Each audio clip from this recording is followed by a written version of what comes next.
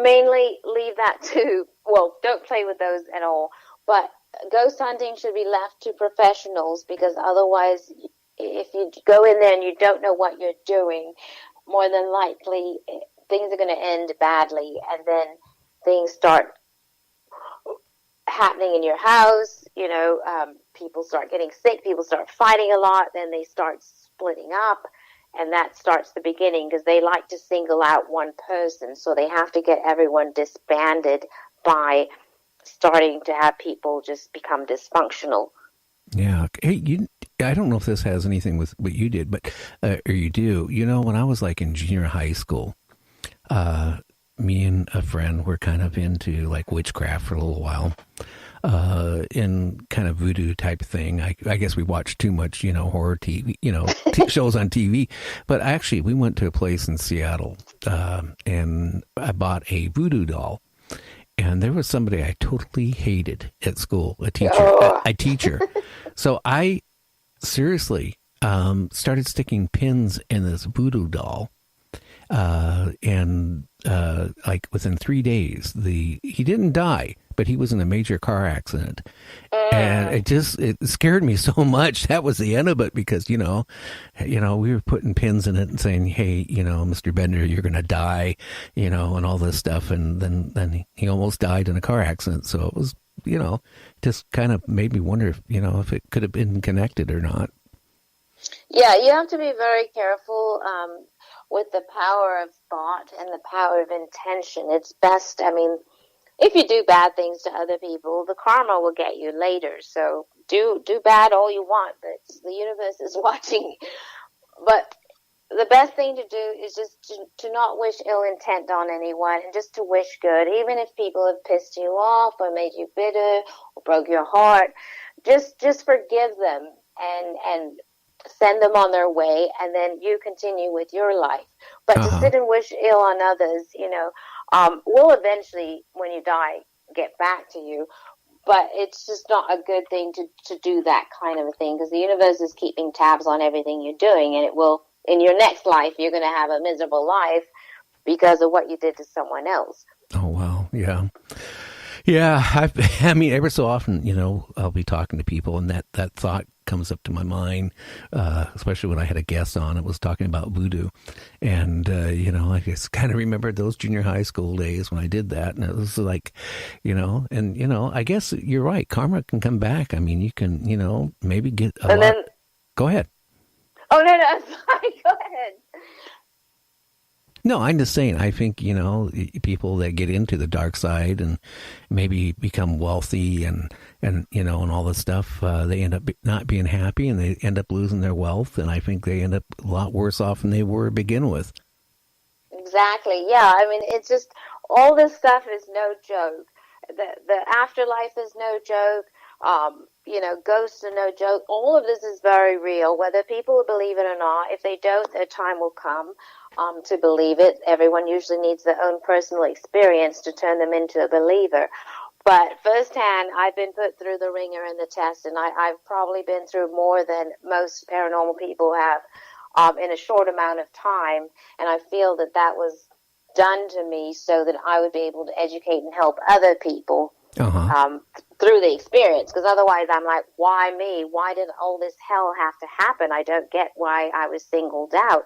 But I see now I can't be an expert in this field if I don't have my own personal experiences to pull from, and also to help other people. I need to know firsthand how everything works in order for me to help people. So I'm not even mad about it anymore. It was, like I said, it was living hell, living in fear, and feeling helpless, because you can't call the cops or anything. Nobody can sit there.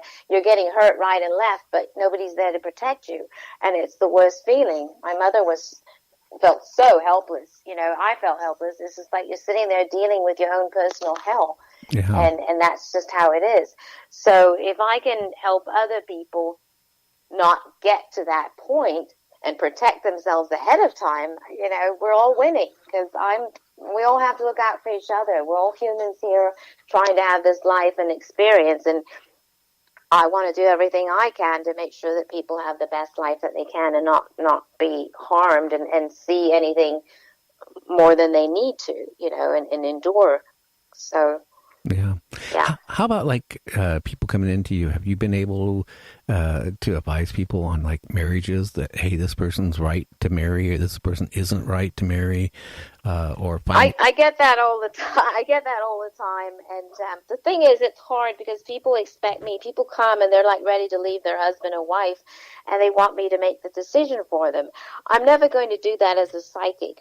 I'm only going to report the truth and what I see happening in the future, and then from there people have to decide if they want to continue that way or if they're better than that. So I will advise people come, newlywed, people who've been married a long time, people that are engaged. I get questions like that, as far as if this is, unless the person they're with is dangerous and I see them maybe hurting them or killing them, then of course I will step in and say, leave this person. But other than that, I only advise as to what I see happening, and then they have to make the ultimate decision themselves. Oh, wow. How about people coming in for wealth and stuff like that, business decisions and stuff like that? Does it work? Yeah, I advise people on business decisions. I also help them with marketing because I also come from a marketing background.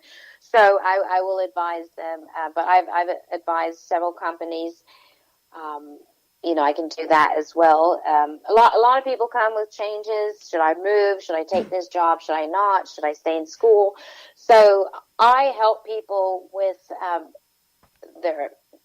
their career moves. I help people with their relationships, and if there's some health issues, I work on that too. Their pets. I pretty much I feel like I'm a life coach wrapped up with a psychic, wrapped up with a nutritionist, a doctor, a psychologist, a psychiatrist.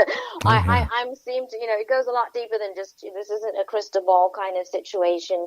I am helping people mold their life for their future and make very serious decisions. I mean, there's so much pressure every single day that I'm working to fix people's lives in, 15, 20, 30 minutes, whatever they book.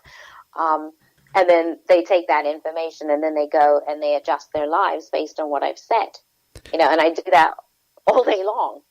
And, I have to keep my stress levels down so low because of the pressure I put on people. I want to advise to perfection, and sometimes I just, at the end of the evening, I'm so drained because I just put so much pressure on myself, and I work so hard mentally to look into people's futures to help people that I'm just, and then I have to come back down from up there up into the universe and come back down and think about my life and what I need to get done. My responsibility is still somewhere I have to be squeezed into that whole equation. Oh, wow. Yeah, I bet it'd be hard on relationships. Yeah, when I first dated, I had no luck. As soon as they kind of, some guys thought it was cool, and other guys are like, oh, yeah, okay. We'll talk to you later. Yeah. Yeah, they're like, one guy was like, I for religious purposes, I really like you, you're a cool chick, but I can't be with you. And I'm like, okay, fine, you're not the guy for me. But the guy I currently have is also spiritual and understands what I do and is proud of me and very supportive. And that's what I was looking for. I know it takes a very special person to deal with me, deal with my exhaustion, deal with my hyperness sometimes, because I absorb whatever my client has. And sometimes I absorb their ailments, their conditions. Sometimes I'm super hyper. Sometimes I'm super lethargic because I've just had a really tough day absorbing everyone's energy and health problems. So it takes a special person to deal. Even my friends, I have such an amazing group of friends all over the world that are just there for me and understand what I do and don't judge and just are very supportive and don't think I'm weird. Well, I don't know. I know. Have you ever helped anybody like they put money away and they can't remember where they put it, or things like that, or My mother used to call me and go, I can't find my bracelet. Can you turn into my bracelet? And I'm like, Mom, I don't really know how to do that. I've gotten a little better at it, but people ask me to locate things. I've done some missing persons cases and somewhat given clues to the person. I'm probably better at tuning into people than I am lost objects or missing money. My friends have asked me to find things for them or missing money. I did have a client come and ask. It was supposed to be a mediumship reading, and then when it was time, I was like, do you want, what would you like to talk about? Or, well, we just want to know where the money is. And I thought, wow. Where the money is. Yeah, like this person just died. They don't want to talk to this person or visit or I love you. They just wanted to know where he hid the money. And so I said, you know what, this reading's over. I'm sorry you drove this far, but I'm just not going to do that. Well, you can tell what type of person that person was. Exactly. I tell you, that just made me disgusted. Here I am sitting here working for them to find, communicate and have a little conversation back and forth with the deceased, and their only interest is where's the money. Like, okay, you're gone. Where's the money?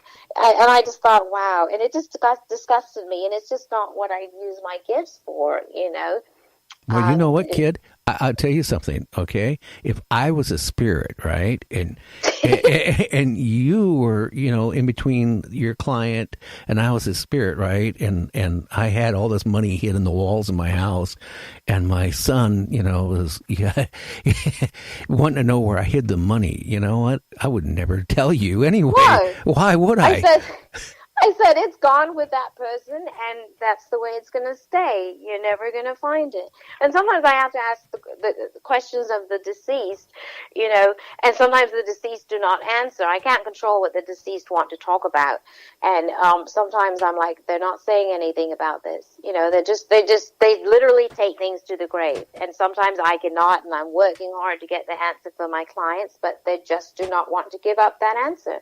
Now, a question I have. And rightfully so. Yeah. Well, I don't blame them. But have you ever been in a situation where you had a client come in and you did their reading and they left, and then that night the spirit, kept bothering you or coming back to you, like you opened a door or anything like that? Have you ever had that happen? No, they're usually happy to visit, and I always tell them, okay, I'm cutting my connection with you, but please go home with my client. You can ride, and I'll make some joke like you can ride in the car or whatever. But I usually do have the deceased. If I have enough time to prep before my clients come, I will be visiting with them the night before. They may be around my house. If some spirits have been so excited for my client to get there that we're just talking all day long and the night before. And then when they walk in, I'm just flooded with information because they're so excited to talk to them. And then other times it's like pulling teeth, and I have a hard time getting information. Oh, wow. Are you building a house over there? Actually, my producer, which is my son, one of our computers is malfunctioning. He's been over trying to fix it. Yeah. Hey, it's been one of those days. See, we had a big windstorm come in a few days ago, and it took our power out. The power came in, then it went out, and then it froze. But the last time we had the power go out, it caused a spike, and I have battery backups. I have all this stuff that's supposed to work, and it took out half the computers and it took out half the equipment. So I'm not even working on a full, system right now until we get everything back up. Frustrating, but no, we're not working on a house. I do have my dog with me, who's a part poodle, part terrier, who's blind, in a diaper. And, I took him to the vet, and the vet says, hey, it's time to, put him at rest. I couldn't do that. I mean, he's not in pain, but he's to the situation. We're in a regular studio, and I have to take my dog everywhere with me because the dog, at this point in the last 6 months, has gotten so dependent on me that I can't leave the dog alone for more than a few minutes, and it just, goes crazy.